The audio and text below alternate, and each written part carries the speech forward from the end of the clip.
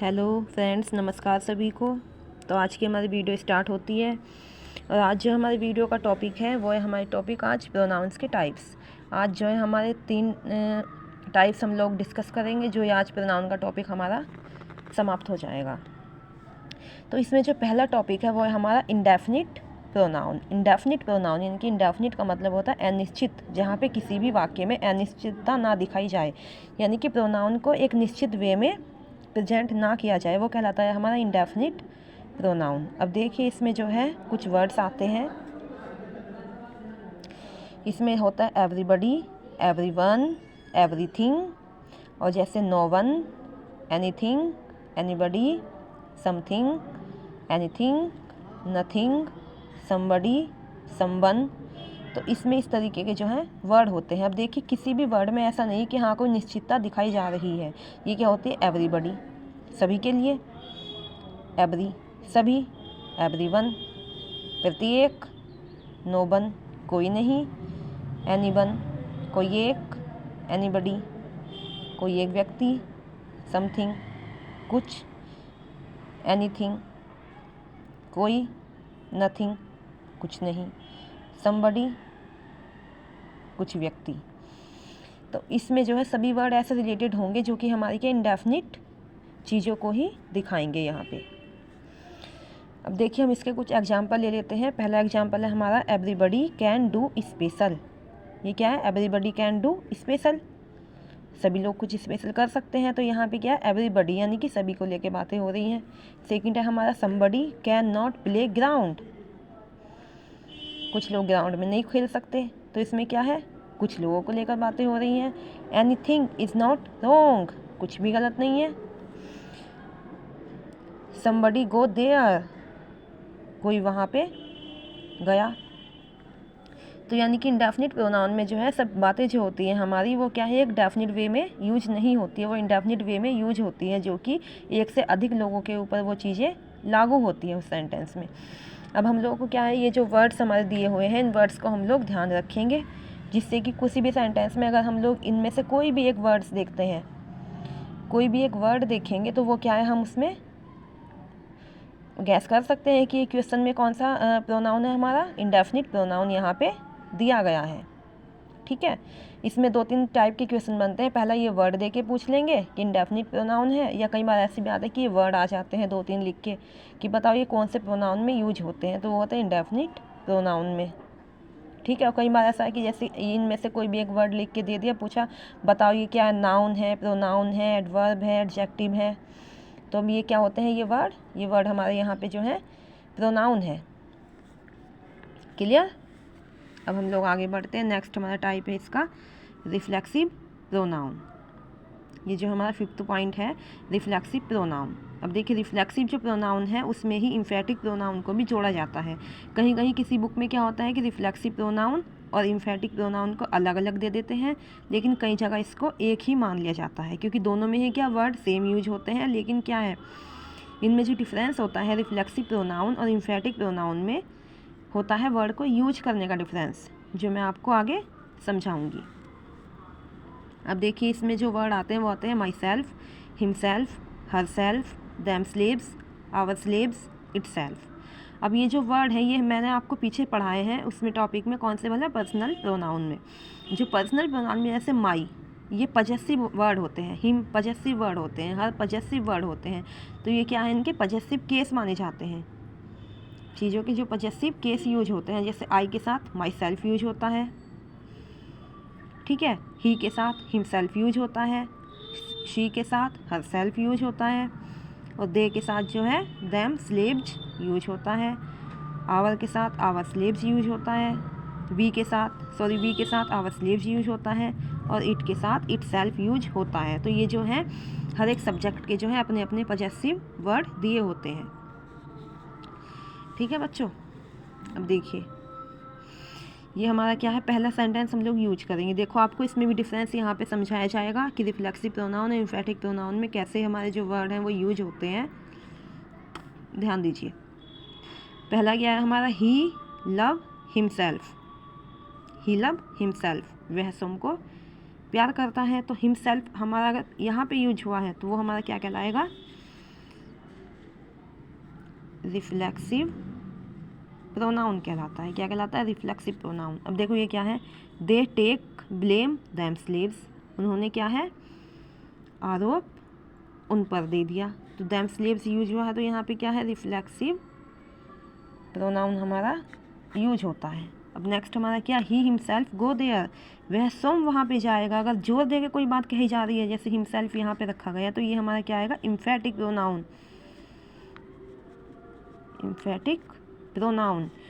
They themselves are go to home, वे स्वयं अपने घर जाएंगे, तो यहाँ पे भी क्या है, देमसेल्व्स, यानी कि किसी बात को जोर दे के कहा जा रहा है यहाँ पे, तो यहाँ पे भी हमारा कौन सा प्रोनाउन हो जाएगा, एम्फेटिक प्रोनाउन हो जाएगा। ठीक है।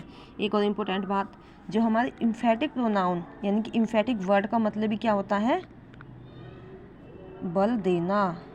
क्या होता है, बल देना या किसी भी बात पे जोर देना कहलाता है हमारा एम्फेटिक प्रोनाउन। ठीक है। अब देखो माना हमारे जो क्वेश्चन क्या कहते हैं, क्वेश्चन पेपर में ये वर्ड हमारे दिए हुए हैं।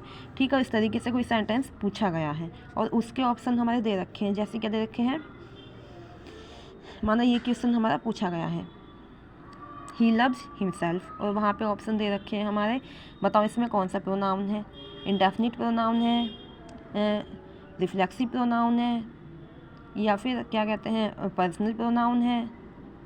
तो इन तीनों में हम लोग क्या लगाएंगे, रिफ्लेक्सिव प्रोनाउन हम लोग यहाँ पे लगाएंगे। ठीक है। रिफ्लेक्सिव प्रोनाउन हम लोग यहाँ पे लगाएंगे। लेकिन अगर हमारे सेंटेंस में क्या है, रिफ्लेक्सिव प्रोनाउन और एम्फेटिक प्रोनाउन दोनों हमारे दिए हुए हैं, तो उस टाइम क्या है, हम इन दोनों को ध्यान में रखकर ही क्वेश्चन का आंसर देंगे। तो यहाँ पे रिफ्लेक्सिव प्रोनाउन लगाएंगे। माना ये सेंटेंस हमारा दे रखा है और यहाँ पे रिफ्लेक्सिव और क्या कहते हैं, एम्फेटिक दोनों ही वर्ड दे दिए कि कौन सा प्रोनाउन है, तो हम लोग इसमें क्या लगाएंगे, एम्फेटिक प्रोनाउन लगाएंगे। लेकिन अगर हमारे जो है क्वेश्चन पेपर में ऑप्शन हमारा रिफ्लेक्सिव दे रखा है, पर्सनल प्रोनाउन दे रखा है, इंडेफिनिट प्रोनाउन दे रखा है, रिलेटिव प्रोनाउन दे रखा है, तो हम केवल कौन सा लगाएंगे, रिफ्लेक्सिव प्रोनाउन लगाएंगे, क्योंकि जो भी दोनों में से एक होगा वो हमारा करेक्ट आंसर होगा। और अगर ये दोनों ही हमारे में दे रखे हैं एग्जाम में, तो हम लोग क्या करेंगे, इनमें से ध्यान रखेंगे कि क्या चीज़ किस पे डिपेंड होती है, क्योंकि यहाँ पे अच्छे ढंग से आपको समझा दिया गया है कि रिफ्लेक्सिव प्रोनाउन कब माना जाएगा और एम्फेटिक प्रोनाउन कब माना जाएगा। क्लियर। अब आता है हमारा जो है लास्ट प्रोनाउन है ये, और आज हमारा जो प्रोनाउन का टॉपिक है वो समाप्त हो जाएगा। तो हमारा क्या लास्ट प्रोनाउन क्या है, ये लास्ट प्रोनाउन है हमारा रिलेटिव प्रोनाउन। अब रिलेटिव प्रोनाउन क्या है, रिलेशन। इसमें क्या है, सेंटेंस में जो है रिलेशन दिखाया जाता है किसी भी चीज़ को लेकर एक दूसरी चीज़ों के साथ। तो जो वर्ड यूज होते हैं वो है हमारा हु, विच, दैट, हुम। अब इन्हीं वर्डों को लेकर जो है रिलेशन दिखाया जाता है सेंटेंस में, जो कि अब पहले ही हम लोग क्लियर कर चुके हैं कि प्रोनाउन किन की जगह यूज होता है, नाउन की जगह यूज होता है। अगर हमारा कोई भी वर्ड नाउन की जगह रखा है, ठीक है, और इन वर्ड को लेकर कोई भी सेंटेंस बनाया जा रहा है, उसमें रिलेशन दिखाया जा रहा है, तो हम लोग क्या करेंगे, डायरेक्टली रिलेटिव प्रोनाउन का यूज करेंगे वहाँ पे, यानी कि रिलेटिव प्रोनाउन को ही देखेंगे। अब देखो जैसे हमारा सेंटेंस है, he is a boy who help me, यह वही लड़का है जिसने मेरी हेल्प की। अब देखो अगर हमारा हु क्या है यहाँ पे सब्जेक्ट के तौर पे रखा है, तो हम लोग क्या करेंगे, डेफिनेटली इसको रिलेटिव प्रोनाउन मानेंगे। लेकिन कई बार क्या होता है, ऐसा होता है कि क्योंकि ये वर्ड जो है एडजेक्टिव में भी आता है, रिलेटिव एडजेक्टिव में, तो वहाँ पे यूज होता है, लेकिन उसकी जो है रखने की कंडीशन अलग अलग होती है। इसलिए हम लोग ध्यान में रखते हुए चीज़ों को करेंगे, क्या चीज़ कहाँ सब्जेक्ट की तरह यूज हो रहा है, क्या एडजेक्टिव की तरह यूज हो रहा है, जिससे कि हमारा एग्जाम में कोई भी क्वेश्चन गलत ना हो पाए। तो यहाँ पे रिलेटिव प्रोनाउन में ये वर्ड हम लोगों ने देख ही लिए हैं, हु, विच, दैट, हुम। और ये क्या है हमारा, he is a boy who help me. अब देखो हु क्या है यहाँ पे सब्जेक्ट के तौर पे रखा है, हु क्या है यहाँ पे सब्जेक्ट है, क्योंकि सब्जेक्ट के प्लस बाद में ही वर्ब यूज होती है, ये इसकी खास पहचान होती है। जहाँ पे भी हमें देखें कि वर्ब से पहले कोई वर्ड है तो वो हमारा सब्जेक्ट ही माना जाता है। तो यहाँ पे कौन सा कहलाएगा, रिलेटिव प्रोनाउन। अब सेकंड है हमारा, C is a cow which is black colour, तो यहाँ पे क्या है, विच वर्ड क्या है हमारा, रिलेटिव प्रोनाउन यूज हो रहा है, क्योंकि यहाँ पे क्या है, ये सब्जेक्ट है, सब्जेक्ट प्लस वर्ब। क्लियर। अब नेक्स्ट है हमारा, राम इज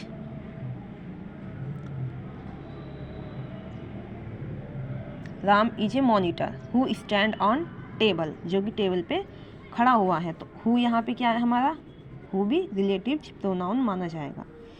नेक्स्ट है हमारा I have a car, I have a car which run fast, जो कि बहुत तेज़ चलती है। तो विच यहाँ पे क्या है, विच भी हमारा सब्जेक्ट माना जाएगा, ठीक है।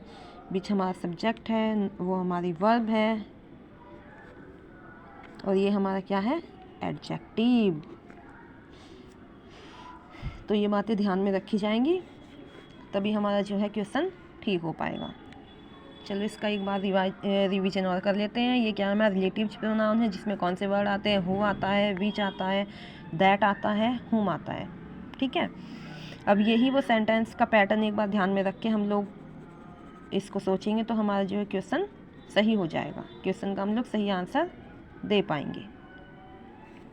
आज हमने 3 टाइप्स के जो है डिस्कस किए हैं। पहले क्या है हमने इंडेफिनिट प्रोनाउन, जिसमें ये वर्ड आते हैं everybody, anybody, anything, somebody, something, anyone, someone, etcetera.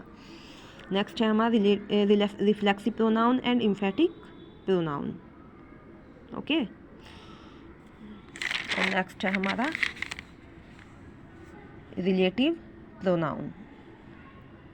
बस यहीं पे हमारी जो वीडियो वो एंड होती है, और आज हमारा प्रोनाउन का टॉपिक जो है कम्प्लीटली क्लियर हो गया है।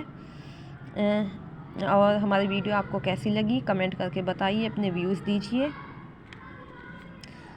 हमारी वीडियो को लाइक करिए और शेयर करिए। Thank you.